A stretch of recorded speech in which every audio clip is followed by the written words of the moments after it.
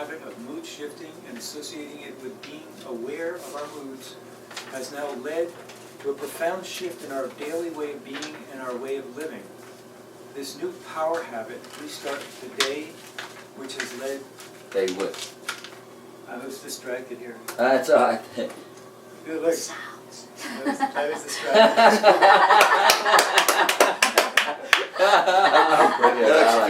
I like that. Okay, so this individual over there, Mr. Atlanta, is Myles' brain. It is Myles. Miles and miles of Myles. There we go. Alright, I get it. Myles. But you wrote it so small, it wrote it really big. Myles, I like that. Okay, that'll work. That's good. The new power... Where's that pen of yours? I'll put a little arrow there. The new power habit. A little arrow to Myles. Very Alright. big arrow. The new power habit we start the day with has led to much leveraging us. Has led to much, leveraging us to live more consciously, more deliberately, and to assuming responsibility for our moods. So it's just what we talked about just before this slide, Exactly. and then you're weaving in the power words. Exactly. Because when we associate that mood shifting with being responsible, it's like, oh, now I'm kicking in my self-honesty, my ethical side of myself, which says, oh, this is my responsibility. So, if it is my responsibility, how can I not do that? See, we can't. There's some hurdles we just can't internally overcome when we make that association. It's just magnificent how we can leverage ourselves. And it all begins with awareness. Exactly. Because there was a time in my life I would just suppress feelings. They were there, I just ignored them. Exactly. And that's the point. So you didn't have to deal with them. Right. Because you knew if you came to awareness, you'd have to deal with them. Exactly. You cannot not deal with them. And we're saying, hey, we're going to embrace that process. Embracing that. I love that. Yes. We want to embrace the That should be fullness powerful. of ourselves. It is, but in the dictionary. Oh, it is? Oh, absolutely. My power. I The claim that whole power. dictionary Let's of get power hydrated. is exactly the Yes. stuff that resonates. Yes. It's not, it isn't a dictionary of power. Yes, I guess we are embracing make power. I like the way you say yes. It's the individuals, it's your dictionary of power, Yep. your own. Because your dictionary of power is also your self-conception. It's the elements of your self-conception.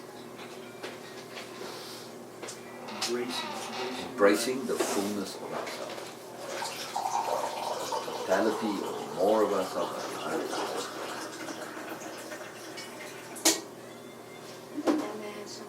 You know what really bothers me about the mind thing, the name thing? My mother used to do that. She used to call us kids by Oh, she used it's to call us visiting kids. you. Oh, gosh. Kids? She used to call the kids Kid? by the... No, it's just by wrong names.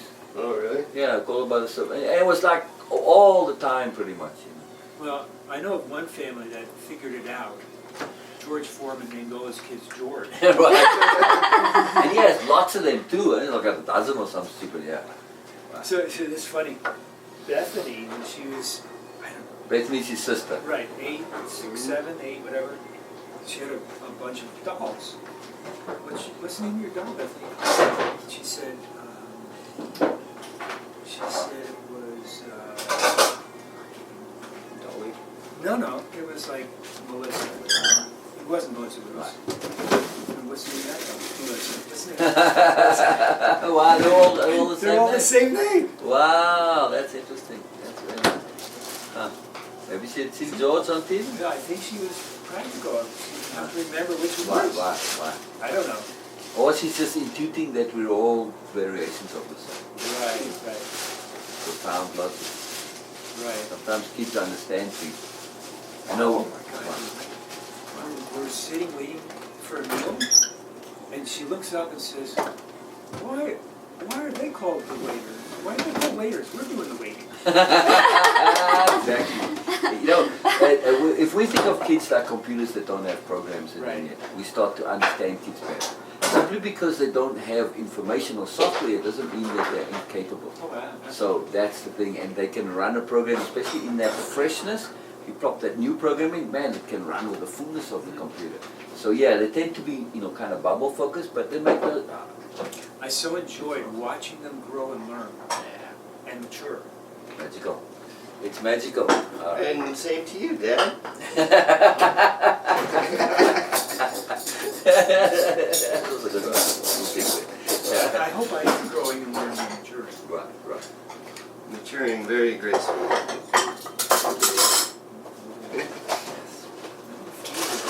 You don't look old. What is old? You wouldn't It's realize, like you wouldn't realize 36 I'm or something. 85, right? No, I think maybe 8. All the white hairs. Exactly.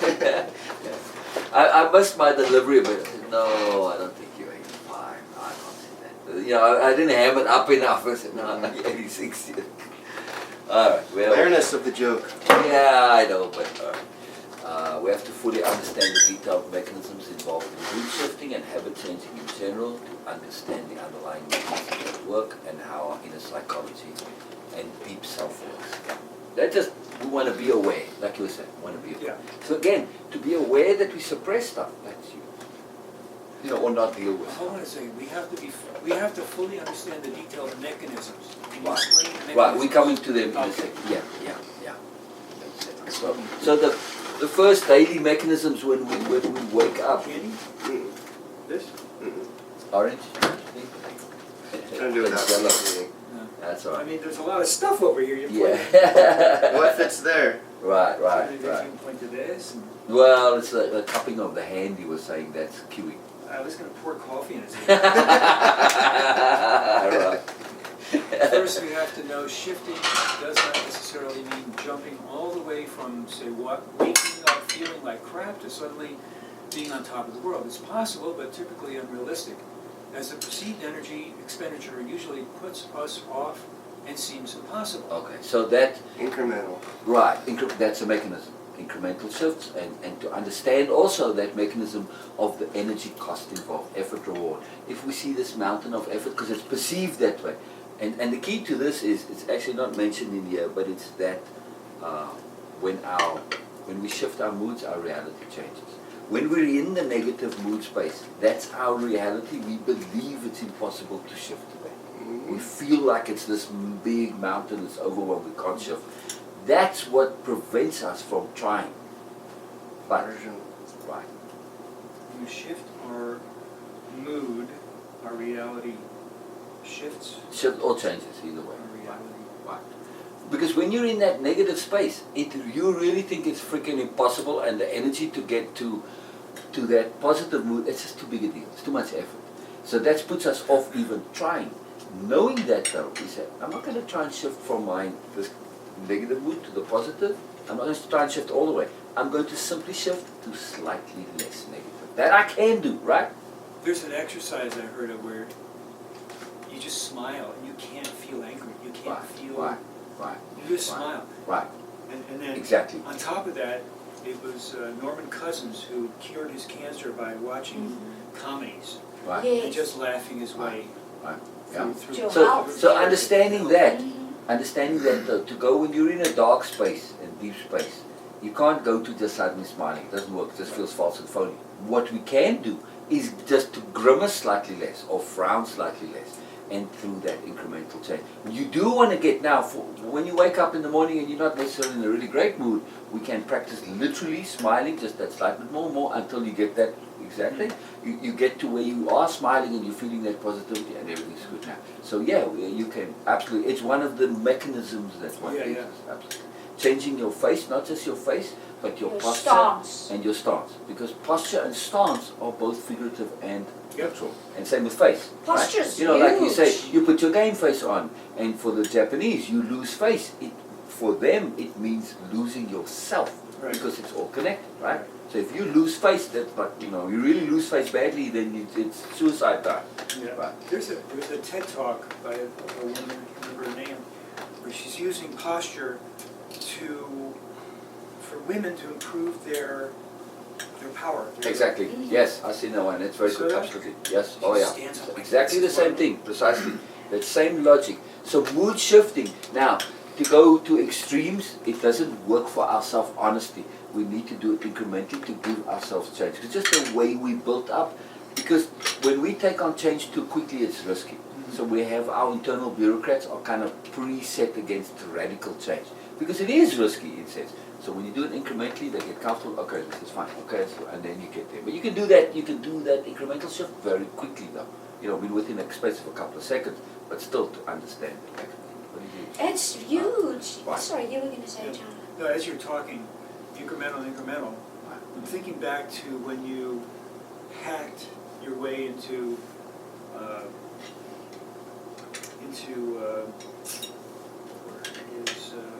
to excel at a task. All right, exactly. And Tim Ferriss likes to use the Pareto principle, like, let me figure out the 20% I need. 2080. Yeah, the Right. 20% I need to get the 80% of the benefit. Exactly. And then to take that further, okay, what is the 20% of that 20%? So that's 4% or whatever. Right. To get 68% of the benefit. Or, I put it much simpler, figure out the fulcrum point. So you leverage. A lever is useless without a fulcrum point. You always know where the fulcrum point is. That's it. That's that Leverage. 1%. It's the leverage. It's Right. the leverage point that the lever bends around. That's the fulcrum point. That's the key. Remember the fulcrum point. And I used to know all of the equations for all mechanics. I took a course in engineering Right. school. So the fulcrum point for mood shifting, it tends to be in the mouth and the jaw, particularly the lips. Right? How so? Well, because the lips are so profoundly the easiest and most obvious way in which to change our mood. So you, but The facial muscles? the facial muscles. But Yeah. but if you really get into the finesse of the lips, you can have a change in the lips without somebody from the outside actually being able to see it. It's just the intent of the lip, and you can feel a change there, but some people won't notice it. So Like the kissing would be micro- beneficial. That's why kissing is such a big deal, because it's very profound. Now we can do it with the eyes too, but you know the eyes don't change our mood as radically as the mouth does and the lips. Because look, like if you have, say, have a stiff upper lip, you know, there's that psychology of it. Have a firm jaw. The mouth relates to the jaw, the whole face. It's a fulcrum point. It's not the only one, but it is a fulcrum point. Yeah, absolutely. So in terms of the mechanics Of here, mood shifting, precisely. silhouette. Right. Just feel it internally. Put your, especially if you have a nice, like I do a meditation, and all you're doing is you're gonna feel the intent in the lips. That's really You don't fun. have to actually smile. Right. You So just- and then you feel like, okay, what does this particular, and you try and break down the lip movements into the tiniest possible increment or fragment of movement, and you see what that does. It is absolutely incredible when you get into detail how the tiniest little shift can make a huge difference in the whole body. It's because the lips is also just connected like it's like a spider web. The fly thinks in there and it gets knotted. The whole web changes, right? But you know, obviously Yeah. less change the further away you are from it. The lips are exactly that point. Is that related to all of the musculature and Yes, the nerves that yes, go through? yes. Yeah.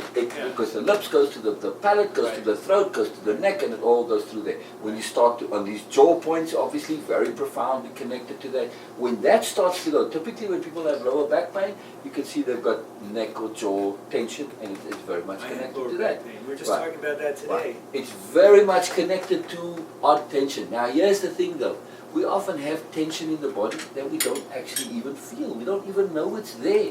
The more we start to focus on the intent of the body and feel where the tension is, we start to, oh, I feel this part of me, but I don't feel here. It's like a dead spot, and we have to actually make that effort and energy to go into that dead spot, and then you start to feel it, and then you see how the whole body works together. It's just quite miraculous.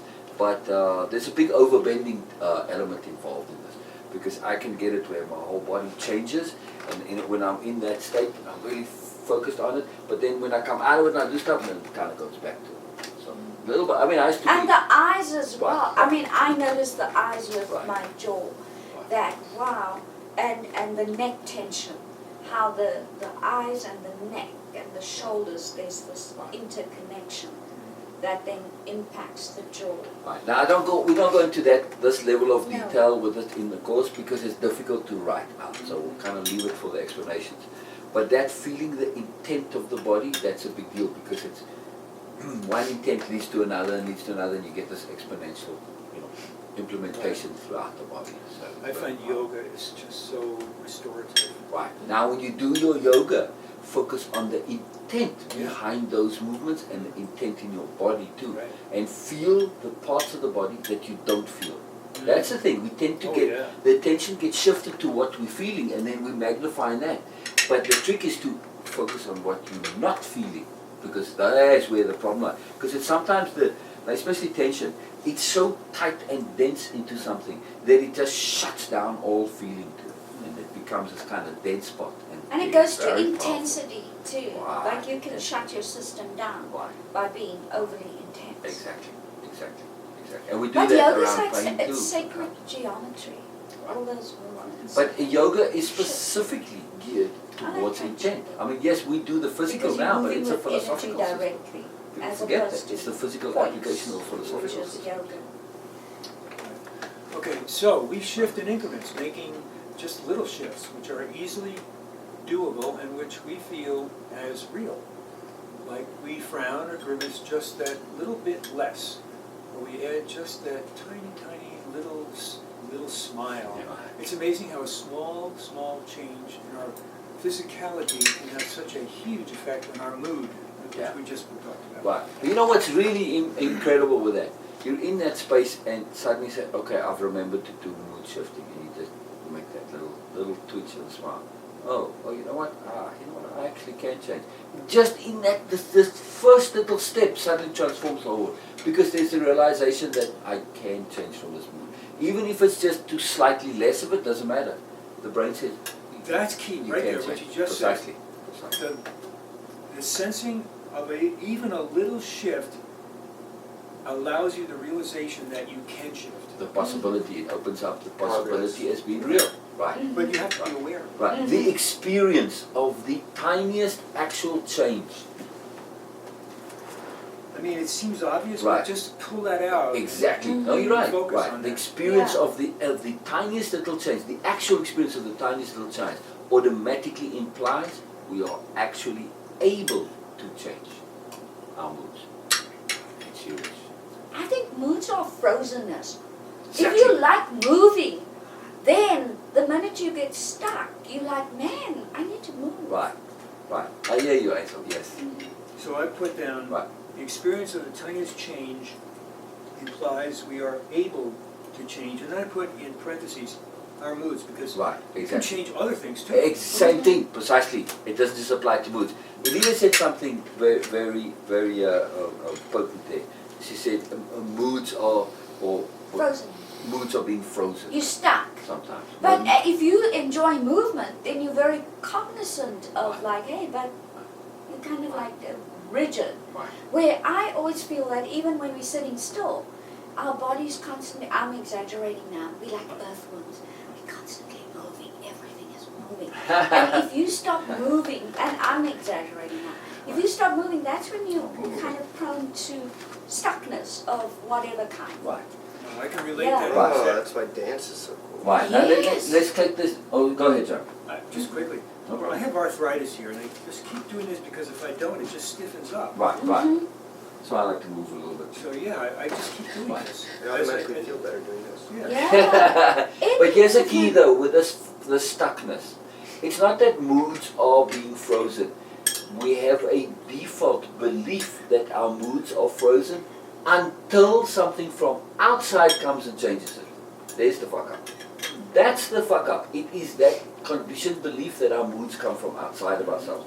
So if I'm in a whatever mood It could and trigger, an Right. outside event can trigger. Right. But this is what we believe is the only way our moods change. So if I'm in my own bubble of my mood and the world is pretty much just the same, I'm sitting in my room doing whatever. Well, by default, I believe nothing's going to change. My mood is just going to continue. It's going to be frozen.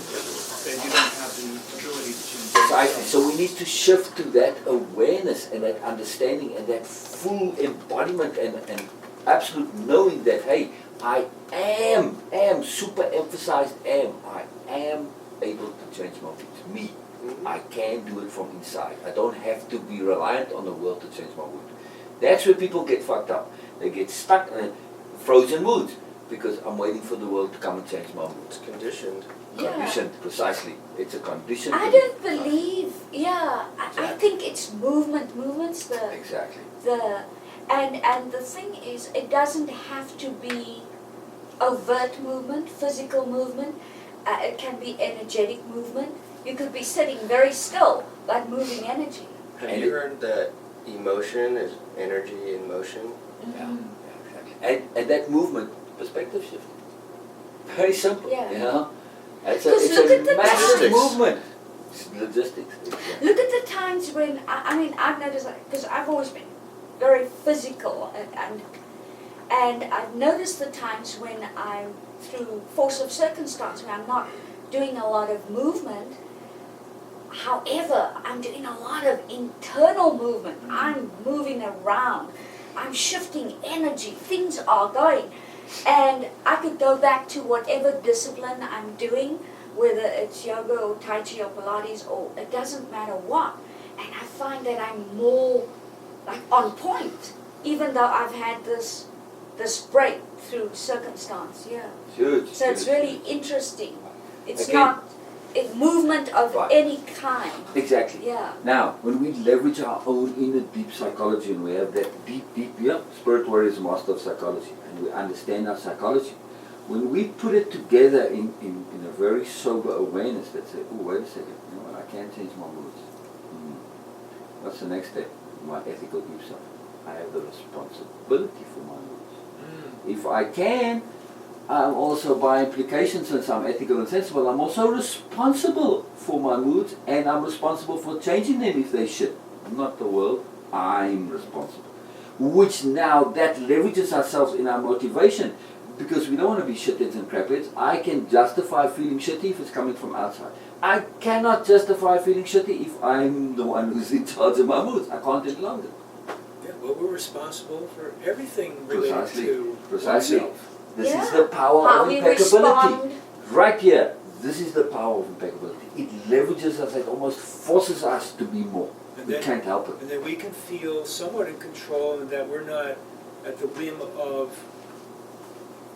whatever. Exactly. That we're not, we don't have that victimhood mentality. Right. Mhm. That when we accept that responsibility and embrace that, at some point it becomes self-fulfilling because you can't go back. I have to, I'm the one responsible. No more complaining, no more self-pity. By implication, that's why we sometimes don't embrace things, because we are masters of implication, and there's all these implications, that whole pyramid immediately kicks in. Once you, That's exactly what I mean here now, right? You felt that implicative pyramid kind of kick in when you made that kind of click awareness. Shit. But it's also good. Right? once you're aware that you are 100% responsible for yourself, then it's so much easier to get into the doing. Precisely. Because you're not a victim anymore, waiting for something on the outside to change you or to do Right. something for you. Not only that, your internal self-honesty forces you into that doing, because otherwise you're just going to be a fraud and a bullshitter. The moment I say I'm responsible, fuck, I have to do.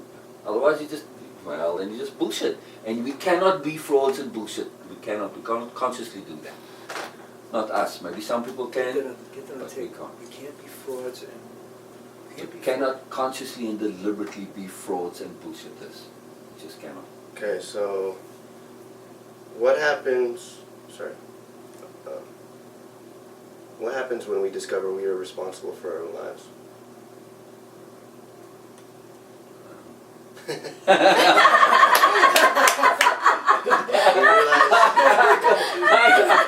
I couldn't That was resist. brilliant.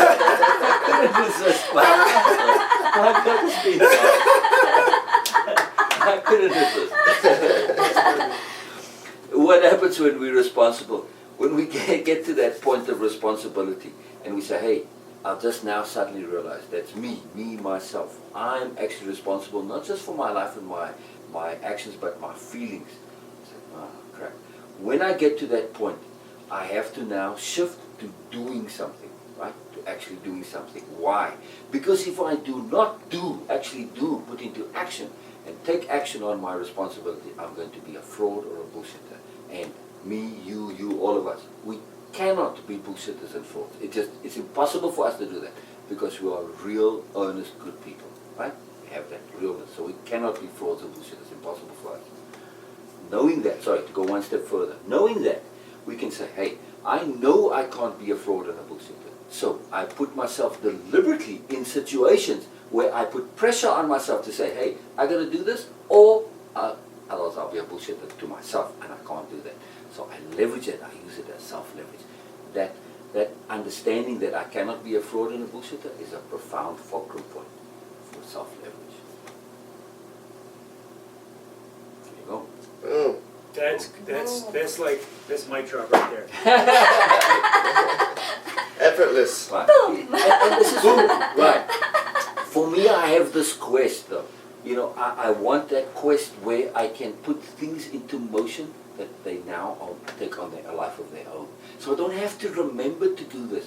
When I know I can't be a fraud, well, that's easy. Now I've got that continual leverage on myself.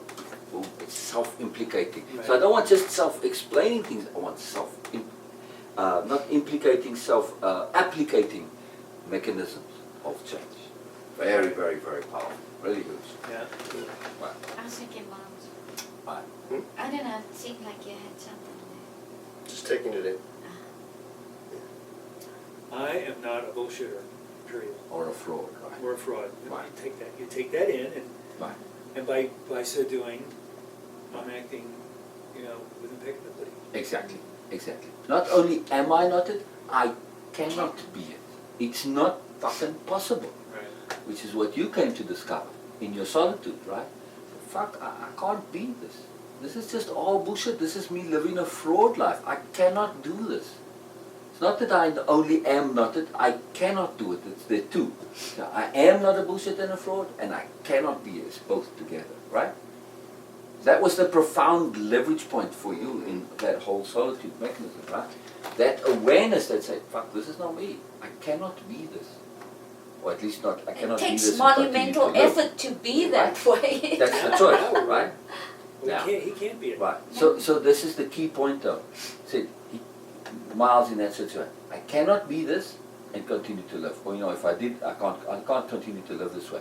The key there is to understand the psychology and the connectivity. If there's a belief that that bullshit is you, then you could say, well, I can't continue to live this way. And then now you say, well, that's a suicidal thing, because now it's connected to the association with the bullshit actually being you. You fortunately came to realize that that bullshit isn't actually yours, and that you could choose to let it go and leave it behind, right?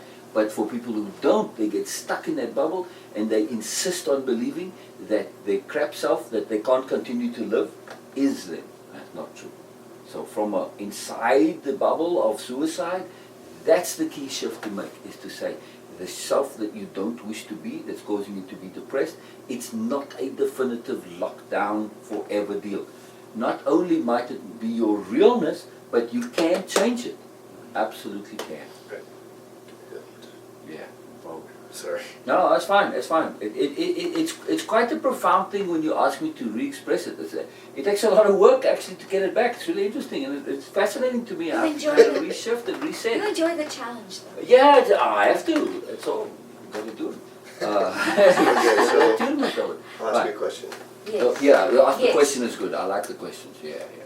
So what is the point at which somebody can shift out of suicide? The point, I like the way you asked the question. The point we can shift out of suicide is when we come to realize that the person that we believe we are and that we have been is not locked in stone, and we do not have to continue being that. The reason that we're suicidal is because we are saying that I cannot continue to live as I am now. That I just cannot do it. It's not right, it's not good, it doesn't fit my ethics, doesn't fit my sensibility, it brings me misery, it brings me shame, brings me guilt. But if we insist that that self, which is the wrong self, the self that we cannot be, if we insist that that is the only option for us, that's when we get stuck, and that's where we get to be suicidal or depressed. When we make that awareness to say, hey, there is no locked fixed self. It doesn't exist. There is no concrete locked self of being. It's not a definite. We can change. No matter what we are, we can change. We have plenty of examples of people who have profound life changes all the time. And in the same way, you're not the same person now that you were as a little baby. You've changed profoundly, which means you can change again. And that's the key, to understand that what you need to let go of is this idea that you cannot change. That's it. Understand that you can, and that association with the old self and the crap that's what led you to that suicidal perspective, you can let go of that. Why? Because you can change it. You can become a new self. You cannot undo the past, that you can't do, but you can become a new real self. You can change it. So use that pressure of the old self, that old crap, to say, I don't want to be that, and use it as a pressure to move you to a new self. It's a profound pressure, right? I know people who have that pressure. They use it every day. It becomes a gift for them, right? Rather than a curse. It becomes a life-energizing thing. So I don't want to go back to being that piece of shit that I was. It's a dead end. It's no good. Pressurizing me to be more. Yeah. I love it. Thank Awesome. you. Oh, pleasure, man. That Pleasure. was awesome. Oh, you could see, because Miles's question touched my heart, you know. Oh, yeah. I feel it in my heart here, you know. That's a good post It's right a there. deep, it's a Yeah. deep feel, yeah, you know. That's awesome. Can I get some chocolate? Yeah. Which kind? That ginger. Got a sweet. This one? Yes. There you go. Both of them? No. Oh. Thank One you. of the white things, White thing? Like What's inside this? caramel nuts. caramel and nuts, yeah. Brilliant. Oh, raisins. Right, since we're having a little treat break here. I like put raisins in chocolate sauce. Yeah, The that's chocolate Yeah. raisins. especially dark chocolate. You won't convert him. I've tried to like the dark chocolate, it just doesn't work. It breaks my heart, man. Yeah. I really try. Elena brings chocolate home. It's like, no, come on. I really try hard to like it, but it doesn't want to work. It makes you want to get up and dance. Yeah, I could do like it. I could see myself having. You know what fascinates me with the dark chocolate? When I was a kid, I always liked chocolate. But you went to the convenience store and they would have literally at least 20 different flavors of chocolate. Milk though, you know, mint and fruit and orange and God, you name it, boy, they had the whole range. Only one dark chocolate. That was it, only one out of all that. So you got used to the milk chocolate, is your point. Well, not that I got used to it, but then the yuppies came along and they made dark chocolate cool, and then it all shifted. Well, I think they've proven that dark chocolate is healthier for you. Oh, but that's where it's like, exactly. So I said It's the got yuppies came along. anandamide in it. Right, and it became a health thing, and it became Yeah. cool. Dark chocolate became cool, and then it became popular, and then now you see dark chocolate everywhere. And then they say that red wine is healthy for you, but the reality is you have to drink so much of it to get the benefit. Right, and there's so many side effects that you get from that too, right? My father might be a big knucklehead, but he does understand his medicine, and he said, the thing with medication, he said, always, every single one of them has a side effect. Oh, yeah. He used to give his patients lots of medications. Well, he liked the money, he's very greedy money-wise. He was a doc. He's a My doc. father is a GP now. Well, he's also a surgeon and a dentist. Well, because you work on the minds. So on the minds you do everything. Well, that's where he went in after he graduated. He went there very consciously because he knew that you could really do whatever you like there. You get a good education. But then, Good cross section. right. Yeah. Then megalomaniac likes being a doctor for the power. So he God. found a little town. Yeah, exactly. Found a little town that didn't have a doctor. You're the doctor. Now you're the man. I mean, you better than the minister. You're better than the mayor. You're God in that He's town. the big fish in the little pond. Oh, absolutely. And that's why he also did dentistry and surgery, because he was literally the be-all and end-all in the little Interesting. town. Yeah. Is he still practicing? No, I don't think so. How old is He's he like now? 80, Yeah, he's up there. he's early 80s, yeah. It might be, for all I know. I don't think so. That I don't know. I don't have a connection with him. Interesting. Well, he has dinner with your mother now. Oh, this is my sister. Was that? That's what you. Well, here's the story. So, just let's segue a little bit. So, They're divorced? this was a When you was divorce 10 years when I was old, 10 years old, right? Big drama, and man, they probably still talk about it in terms of scandals. You know, that time even the word divorce was bad. But he ended up, he had an affair with kind of one of the town prostitutes, and it was like in the same house. It's a very big house where the surgery was on one side. He moved to the surgery, so under the same roof technically. anyway. So there's prostitution in one room and dental surgery in another room. Pretty much, yeah. But Am I getting that right? They had a separation and he had a bedroom on the side. It's this huge house. It's like a big U-shaped house with like 30 rooms. So, we had this big section on this side and he had the surgery on that side. So he had a room here. Sure. Anyway, that's a whole big drama story there. My brother got a stomach ache and then he kind of went to the room and he heard voices. But no, that's not the radio. They had remember what it's called in English? It's called a disselboom in Afrikaans. It's the center pole, and for an ox wagon it's a big heavy thing, not the yoke which is the cross one, the center pole. Big heavy thing, as an antique, they went to antiques. Yeah. It's kind of in his waiting room over there. So he takes the battery down and puts the door down. Because he discovers This is your brother doing this? my brother doing this, right? Why He's would 14. he want to barge in? 'Cause it's That late at fascinates night. me because I know exactly, because he heard the voices and he said, but he said, who's in there with you? And I was, no, it's the radio. I said, nah, bullshit, that's not the radio. I know that's not the radio. So then he breaks the door down. I know, why would he break the door down? Really? Exactly, it's Why? crazy. I agree, I felt the same way. Making sense to me. But anyway, so then all of holy hell breaks loose.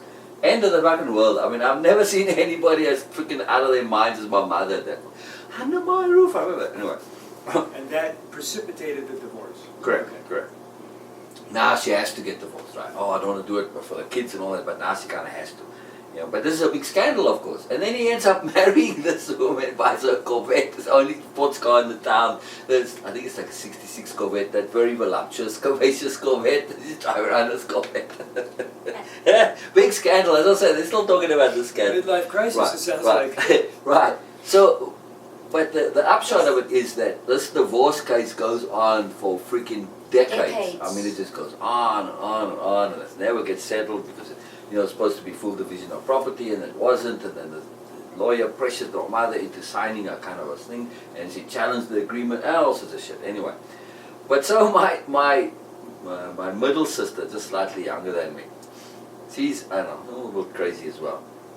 But she's got all sorts of kind of weird ideas. But she eventually gets the two of them, the mother and the father, and the wife now, they have Sunday dinners together. How the fuck she Wow. managed that? I have no idea. That's awesome. It's beyond awesome. I mean, she does a lot of stuff for stupid reasons. She's very kind of likes to get image. Like, look how what a good person I am. People who are like charity workers for the sign. That's her. But she got them to have lunch together every Sunday. I just find that if somebody who gets it like an ordinary person Nobel Prize for peace, there you go. Yeah. She deserves one. Well, fascinating me. It's good that No, after you Hannah, release how- grudges. This negative energy you don't want to hold on to. Wow. Oh, because they're BMNs. They're both Bullshit narcissists. manipulated narcissists, both my parents. Yeah. Wow, I said, oh, absolutely. Oh, yeah. Wow. And they burnt all their bridges. Nobody wants to know them. They don't have any friends. They're just desperate and lonely, so that's all they got now. Okay. That's the real reason for Okay, it. now I get it. Where are we? On the next one. The next one. Well, alright. Mood changing is all about actually applying the deliberate intent to shift how we feel through small specific actions. It's about us doing and about us taking responsibility for doing something ourselves. That's what we've been talking about. Right. This also, we have to know, our moods are affected by our bodies, our physicality. And also our bodies are, our physicality affects our moods. Our bodies and our physicality affect our moods. We can deliberately change our face, our posture, our literal stance, and these will change how we feel and more, just what we've been talking Repetition. about. Yeah, our simple wake-up exercise has huge consequences, and when applied diligently leads to so much. Above all, how can we not want to develop the ability to mood shift as well? At will. That well. Is that not an incredible freedom of being? I mean, I've got these progressive lenses, so I have to. I got you. I shift got to you. see You it. got to do this. Yeah. Gotcha. Say yes to that. Developing this new power habit leads to incredible changes, not only in our moods, but in our ability to do anything. Because if we can shift to appropriate and necessary mood when needed, how powerful is that? Mood shifting at will is an incredible power. It's just, again, it's consolidation recap. enable our mood shifting and our ability to stay in awareness. Another new habit we can get into is to simply do everything differently. All right, so this is now we're shifting to an actual different habit. Get out of habits. Right. Another So a mechanism. this is a separate mechanism. So the first one was the initial day shifting your mood, and then for me, I like to do the hello world thing too. You know, I will open the curtain and say hello to the world. That's a And habit. good night. It's a deliberate, yeah. It's a Maybe you can deliberate say it habit. differently each time. Well, I do kind of. I greet the world differently. I absolutely do, yes. Because it's not saying hello world, it's greeting the world with hello world. Very different. It's the whole Because you mood, cannot the greet the vibe. world as a being, you know, whether you believe it or not, just the idea of it. You can't greet somebody that you have that kind of profound relationship. You can't, hello world. You can't do it. Yeah, it would be rude for me to have any kind of crap mood, right? And I have to go beyond just ordinary mood. I have to get into a kind of a profound, sublime mood in order to greet the world appropriately, right? So it's shifting me into that greater moreness. So the hello world, there's a lot to it.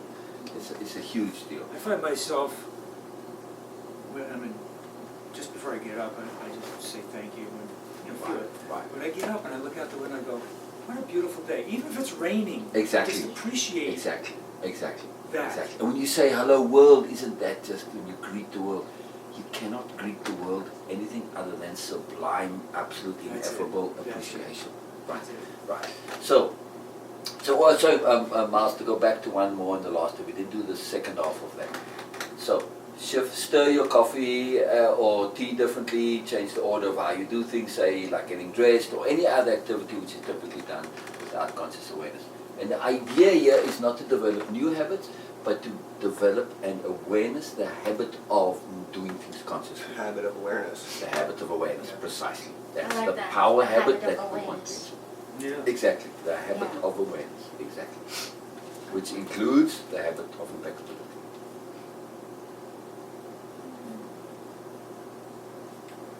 I guess we could come up with a whole list: habit of awareness, habit Yes. of intention, Right, habit right. of We need XYZ. three really, or maybe four actually. Attunement, appropriateness, and awareness. And in that, impeccability is what ties them all together.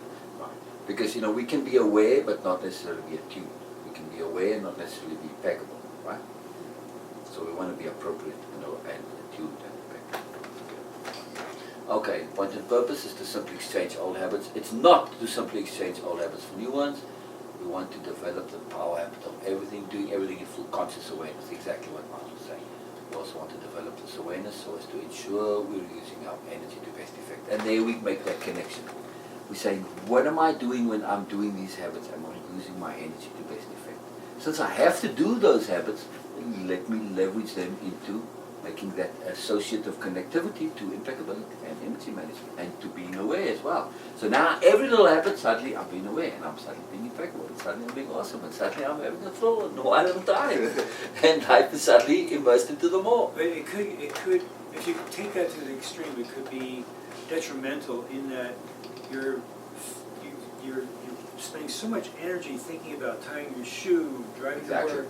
Exactly. I mean, we do a lot of these things automatically Right. because it's Right. conservation of energy. Yes. Right, right. But so it's a matter of discretion of Correct. just Yes. how much Correct. awareness you want to put into Precisely. something. Exactly. That's why You don't that have last to. point was to say, hey, this is about energy management.